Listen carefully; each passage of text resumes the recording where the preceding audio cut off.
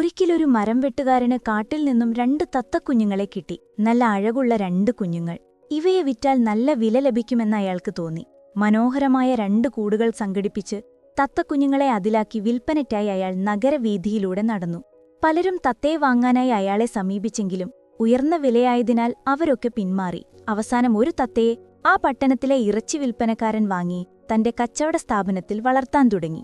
മറ്റേ തത്തയെ ഒരു പുരോഹിതനാണ് വാങ്ങിയത്. അദ്ദേഹം തന്റെ ആശ്രമത്തിൽ അതിനെ വളർത്തി. മരം വെട്ടുകാരന് സന്തോഷമായി. അയാൾ ആവശ്യപ്പെട്ട വില തന്നെ 2 പേരും നൽകി തത്തകളെ സ്വന്തമാക്കി. ഒരുപാട് നാളുകൾക്ക് ശേഷം മരം വെട്ടുകാരൻ ആ നഗരവീഥിയിലൂടെ നടന്നു പോവുകയായിരുന്നു. അപ്പോഴാണ് താൻ വിറ്റ ഒരു തത്ത ഈ നഗരവീഥിയിലെ ഇറച്ചി വിൽപ്പനശാലയിലുണ്ടെന്ന കാര്യം അയാൾക്ക് ഓർമ്മ വന്നത്. നേരെ ഇറച്ചി വിൽപ്പനശാലയിലെത്തി. പക്ഷേ തത്തയെ അവിടെയൊന്നും കണ്ടില്ല. അയാൾ ഇറച്ചി വിൽപ്പനക്കാരനോട് അന്വേഷിച്ചു, എന്തുപറ്റി തത്തയ്ക്ക്? തത്തയെ എവിടെ കാണാനില്ലല്ലോ. ഇറച്ചി വിൽപ്പനശാലയുടെ ഉടമ വളരെ ദേഷ്യത്തോടെ പറഞ്ഞു, നിങ്ങളൊരു ദുശകുനം പിടിച്ച തത്തയാണ് എനിക്ക് തന്നത്. കുറേ ദിവസം ഇവിടെ വളർത്തി. പിന്നീടത് സംസാരിക്കാൻ തുടങ്ങിയപ്പോൾ അതിന്റെ വായിൽ നിന്നും വരുന്നത് കേൾക്കാൻ വയ്യ. വളരെ മോശമായ വാക്കുകൾ ഉപയോഗിച്ചാണത് സംസാരിക്കുന്നത്. ഞാൻ അതിനെ കൂട്ടിൽ നിന്നും വിട്ടയക്കാൻ തീരുമാനിച്ചതാണ്. പക്ഷെ എന്റെ കുട്ടികൾക്കതിനോടുള്ള കൗതുകം കാരണം അവർ അതിനെ വീട്ടിലേക്ക് കൊണ്ടുപോയി വീടിന്റെ പിൻഭാഗത്ത് കൂടൊരുക്കി വളർത്തുന്നു. കാരണം വീട്ടിലേക്ക് വരുന്ന അതിഥികൾ തത്തയുടെ വർത്തമാനം കേൾക്കുന്നത് ഞങ്ങൾക്ക് കുറച്ചിലാണ്. അത്രയും മാന്യതയില്ലാതെയാണത് സംസാരിക്കുന്നത്. എന്റെ വീട്ടിൽ പോയാൽ നിങ്ങൾക്ക് തന്നെ നേരിട്ട് മോശം വാക്കുകൾ തത്തയിൽ നിന്നും കേൾക്കാം. അങ്ങനെ അയാൾ ഇറച്ചി വിൽപ്പനക്കാരന്റെ വീട്ടിലെത്തി. വീട്ടുകാർ അയാൾക്ക് തത്തയെ കാണിച്ചു കൊടുത്തു. അയാളെ കണ്ടതും തത്ത പറഞ്ഞു, കൊല്ലവനെ, എന്നിട്ട് കഷ്ണമഷ്ണമായി വെട്ടിനുറുക്ക്. തത്തയുടെ സംസാരം കേട്ട അയാൾ ഒരടി പിന്നോട്ട് വെച്ചു. അപ്പോൾ തത്ത പറഞ്ഞു, പിന്നോട്ട് മാറണ്ട, നിനക്ക് രക്ഷയില്ല, നിന്റെ അവസാനമാണിവിടെ. ഇത്തരം മോശം വാക്കുകൾ തത്ത തുടരെ പറയാൻ തുടങ്ങി. അയാൾ വളരെ പെട്ടെന്ന് തന്നെ അവിടെ നിന്നും മടങ്ങി. എന്താണ് തത്ത ഇങ്ങനെ സംസാരിക്കുന്നത് എന്ന് ചിന്തിച്ചിട്ട് അയാൾക്ക് ഒരു ഉത്തരവും കിട്ടിയില്ല. അപ്പോഴാണ് 2ാമത്തെ തത്തയുടെ കാര്യം ഓർമ്മ വന്നത്.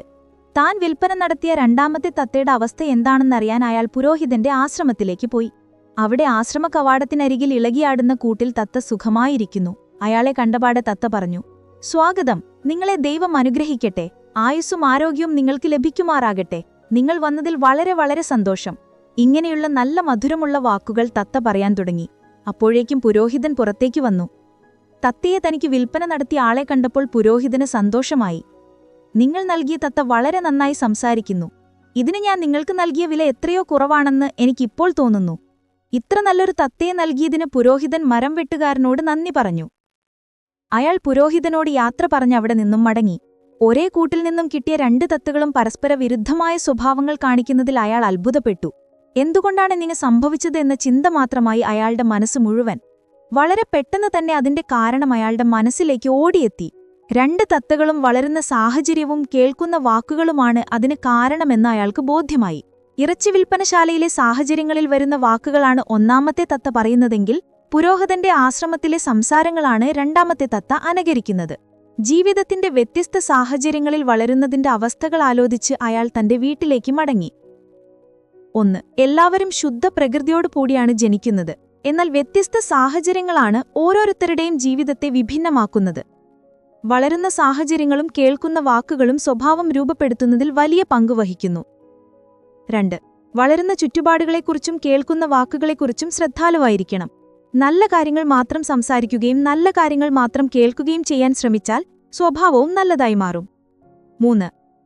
ജീവിതത്തിൽ വളരാനും ഉയരാനും ആഗ്രഹിക്കുമ്പോൾ സാഹചര്യങ്ങളെ കൂടി വിലയിരുത്തേണ്ടത് അനിവാര്യമാണ്. പുതിയ സാഹചര്യങ്ങളിലേക്ക് മാറുക അല്ലെങ്കിൽ സാഹചര്യങ്ങളിലെ നിഷേധാത്മക വശങ്ങളെക്കുറിച്ച് കൃത്യമായ അവബോധമുണ്ടായിരിക്കുക എന്നത് പ്രധാനമാണ്. 4. ഈ കഥയുടെ മറ്റൊരു ഗുണപാഠം ദയയും അനുകമ്പയും കാണിക്കേണ്ടതിന്റെ പ്രാധാന്യമാണ്. ആദ്യത്തെ തത്തയ്ക്ക് ദുസ്വഭാവങ്ങൾ ഉണ്ടായിരുന്നില്ല.